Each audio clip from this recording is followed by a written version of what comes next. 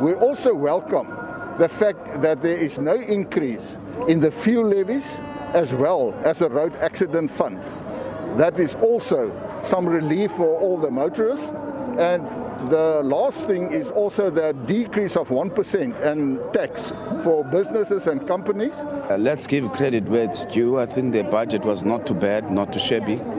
I think the minister touched on all the relevant and the most important points, including the issue of debt stabilization and the fact that some of the revenue that was generated, the 182 billion rands, will be used towards that. The budget that was presented today, one, is underwhelming, but also does not have details on how we're going to do things differently, particularly in relation to the creation of jobs. There's just like monies which traditionally get allocated to the public service for expanded public works programs, but there is nothing new that inspires hope that we're going to give meaningful jobs to the more than 11 million people that are unemployed. We think to a greater extent the minister's speech was very much balanced.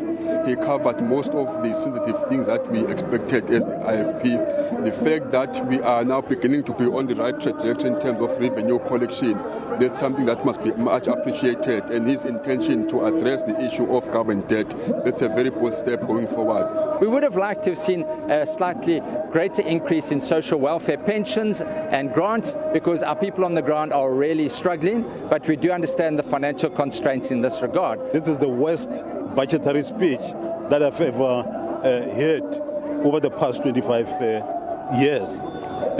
I have thought that he will come up with a very clear economic capacity plan. He has not done that. Instead, what he has emphasized is that they will continue with the borrowing of money from beyond our seas, which comes to about 2.5 billion rand, 2.5 billion rand every day. Now, if that is the case, it means we are in a very serious trouble.